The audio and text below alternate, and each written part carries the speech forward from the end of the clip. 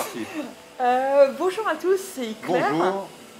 Bonjour Philippe. Ça va? Aujourd'hui, ça va très bien. Oui, bah oui, en cette belle journée à Nice, au Holiday Inn de Victor Hugo, qui était refait à neuf. Je voulais t'interviewer sur comment tu gères ton temps par rapport à tes projets D'accord. entrepreneuriaux et tout ça. Donc, on va parler gestion du temps, on va parler vision, on va parler objectif. Et puis, avant de commencer tout ça, bah, je te laisse te présenter. Mais avec plaisir. Voilà, donc je me présente, Philippe Scandariato. Oui. Donc je travaille dans l'import-export. Mhm. Je vends différents produits sur l'Europe, l'Afrique et l'Asie. Ouais. Et je me suis spécialisé sur deux produits qui me plaisent bien, qui sont les farines protéinées de grillons, Oui. qui est une alternative à la consommation de viande et à l'élevage intensif de tous ces bovins qu'on a à travers le monde. Mhm. Donc il y a un côté business, mais aussi un côté écologique qui me plaît bien. Et j'ai une deuxième ligne de produits qui est une ligne de produits électriques. Donc Ouais. tout ce qui est voiture électrique, quad électrique, scooter électrique, vélo électrique, Ouais. trottinette électrique jusqu'à la monoroue électrique. Et donc sur ces deux produits, on a donc une exclusivité donc, sur le marché européen.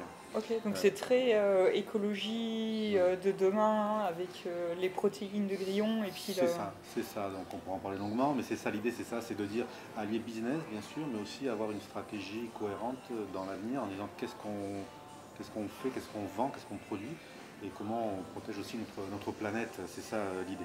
D'accord. Et donc parallèlement à tout ça, j'ai une autre activité du fait de mon réseau que j'ai tissé au niveau international, une activité donc immobilière sur la ville de Tulum, au sud de Cancun, Ok. au Mexique. Ouais. Et donc pour les gens qui veulent investir à l'étranger, à l'international, ben, je suis la personne idéale pour investir au bord de la mer, dans ces coins paradisiaques. Beaucoup de Français maintenant commencent à venir s'installer dans cette ville de Toulouse.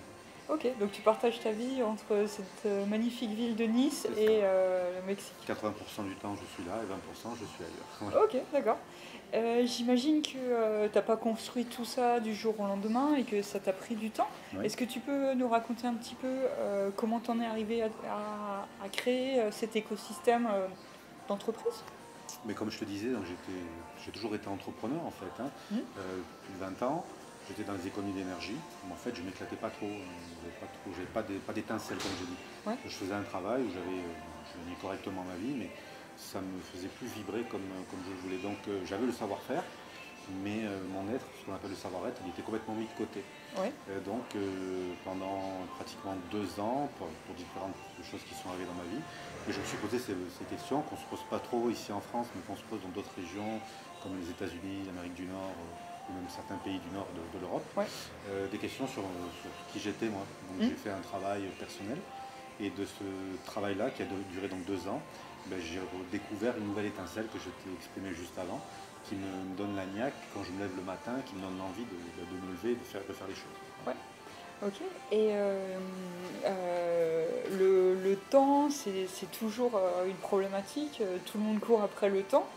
J'imagine quand on a trois business comme ça en plein développement, on a aussi des problématiques de temps, non? C'est exactement ça, en fait, bon plus maintenant, mais au début, en fait on surcharge ce qu'on veut faire Ouais. en peu de temps.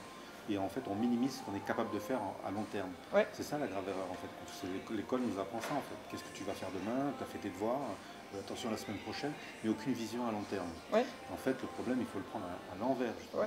Qu'est-ce qu'on veut faire à 3 ans? Ouais. Ouais. Attends. Oui, vas-y. Moi, je continue. Ouais. Donc, Ouais. qu'est-ce que tu veux faire à long terme, donc sur 3 ans, Ouais. et après tu vas t'intéresser à moyen terme Hmm. et à court terme. En Ouais. fait, c'est totalement l'inverse qu'il faut faire. Et donc, lorsque tu veux pas être entrepreneur, enfin sur activité sur ce que tu veux faire, il faut que tu gères ton temps de travail dans ce qu'on appelle la gestion du temps. Ouais. Et ça s'apprend. Il faut lire des livres, il faut étudier, et surtout il faut appliquer. Parce que beaucoup de gens lisent mais n'appliquent pas. Oui. Comme je dis, il vaut mieux savoir faire une chose mais l'appliquer. Ouais. Certains ont une bibliothèque dans la tête, comme je dis, et derrière n'appliquent pas. Donc j'ai toujours cherché à lire, à apprendre des plus grands, mais d'appliquer ce qui fonctionne. Ouais, d'accord. Donc voilà, voir à long terme et réduire à court terme. Ok. Et tu expliquais que un outil en fait qui t'avait permis au début de mieux gérer ton temps, c'était de te faire une semaine miroir. pour voir Alors comment voilà. tu utilisais ton Oui, temps. ce que je sais, c'était pas trop mon fort, la gestion du temps. Donc en fait, ce que j'ai fait, j'invite les gens à faire ça, à prendre un semainier, une feuille, hein, du lundi au dimanche, Ouais, et de noter tout ce qu'ils font dans la journée, dans la semaine. À ouais, quelle heure ils se lèvent, combien de temps ils mettent pour manger, le temps pour prendre une douche, le temps dans les transports, pour amener les enfants à l'école si vous avez des enfants, le temps de faire les rendez-vous, le temps de manger, le temps de faire du sport, le temps de la lecture si vous aimez lire, le temps de passer avec votre dame. Vous notez tout, je peux vous détailler tout. Et vous notez ça du lundi jusqu'au dimanche. ouais, Et lorsque vous arrivez à la fin de la semaine, c'est ça qui est intéressant, c'est que vous allez avoir une photographie de votre semaine. ouais. Donc, et quand vous allez voir cette semaine-là, vous allez avoir tout ce qu'on appelle les moments parasites. Donc là, on pourra en parler des heures, des moments parasites, mais ces moments parasites vous font ou soit procrastiner, donc vous font perdre du temps, ou bien vous polluent dans vos tâches quotidiennes. Mm. C'est ça qui est intéressant. Je vais prendre un exemple, hein. Ça peut être la lecture des emails, par exemple. Moi, j'étais tout le temps en train de regarder mes emails. Maintenant, j'ai planifié 1 heure le matin, personnellement, à 7h30 du matin. Je prends ce temps-là pour lire, parce que j'ai plusieurs emails, pour lire et traiter mes emails. Ouais. Ça peut être aussi les réseaux sociaux, on est tous sur les réseaux sociaux. Donc pareil, le fait de surfer en continu, ce n'est pas bon pour une bonne gestion du temps. Donc automatiquement, il faut se donner des plages horaires durant la semaine. Ça, c'est les deux, mais il y en a plein d'autres en fait. Ouais.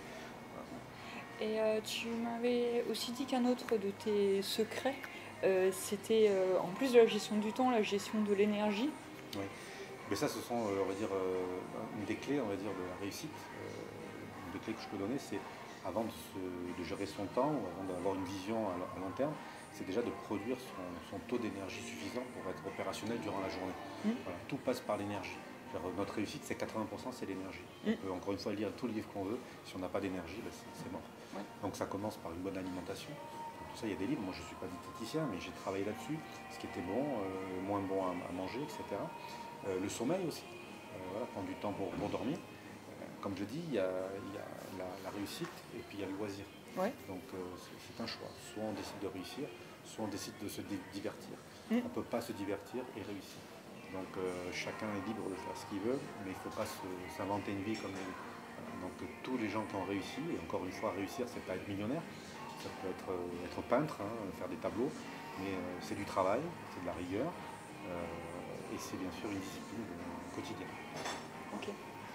Et tu utilises aussi beaucoup les objectifs, des visions claires d'où tu veux aller. Voilà. Tu peux nous expliquer comment tu utilises tout ça? Voilà, comme je te disais, donc toujours partir en fait à long terme. Mm. Ça paraît facile comme ça, mais quand on te dit, tiens, Claire, tu te vois où dans 5 ans, dans Ouais. 3 ans? Oui, je sais, dis-moi. Et là, tu restes là, tu dis, président de la République, non, peut-être pas. Président, peut-être, première présidente Non, mais- française, on sait jamais. Je vais Ouais, monter un mouvement d'écologie de je vote droite. pour toi. Non mais voilà, sans me dire, c'est vrai que ça faut rigoler un petit peu, mais c'est vrai qu'on sait ce qu'on va faire demain, on sait ce qu'on va faire la semaine prochaine dans un mois, mais on ne se pose pas la véritable question, où est-ce qu'on se voit dans 3 ans. Moi je vois des gens que je connais qui dépriment, qui gagnent de l'argent et qui dépriment et qui se plaignent à longueur de journée. Mm. J'ai envie de leur dire, mais où est-ce que tu te vois dans 3 ans? C'est l'être morte, il n'y a rien. Ouais. C'est le désert, c'est le néant. Mon Dieu, j'en veux pas de leur vie, c'est pas une question d'argent. C'est se dire, c'est quoi mon rêve? Vraiment, qu'est-ce que j'ai envie de faire? Mm. Donc la question, c'est toujours d'avoir une vision à long terme, sur 3 ans, et après cet objectif qui est lointain, bien sûr, Ouais. qui est gros, bien sûr, mais pour ne pas se décourager, après on va le saucissonner justement en sous-objectif, encore en sous-sous-objectif, pour arriver en liste de tâches. Et en fait, progresser pour arriver à cet objectif final. Donc Ouais. toujours partir du loin pour arriver au près. Et pas comme on nous a appris à l'école, commencer tout de suite au lendemain, à la semaine, et pas voir à long terme. Ouais, pour sortir en fait de cette urgence, de cette de courir après l'urgence, de régler les petits bobos du quotidien, et puis laisser en fait ses rêves s'envoler parce que C'est ça. on va pas derrière, quoi. Il ne faut pas faire le pompier, comme je dis, éteindre le feu, le téléphone sonne, tac, on y va, et puis on va éteindre le feu. Il faut sortir. J'étais dedans, hein, donc j'en parle en connaissance de cause. Il faut vraiment, dans tout ce que j'ai dit, dans la vision également, aussi bien avoir une vision à long terme, mais vivre l'instant présent. Là, tu vois, quand je dis je suis avec toi, c'est l'instant présent. Je suis avec toi à 100%. Je ne pense pas à ce que je dois faire demain, même si demain je pars, j'ai un avion, je pars à l'étranger. Je ne pense pas à ça. Et donc arrêter de courir, avoir une stratégie, bien sûr, avoir une cohérence, donc une vision à long terme, mais vivre l'instant présent. Parce que le bonheur, en fait,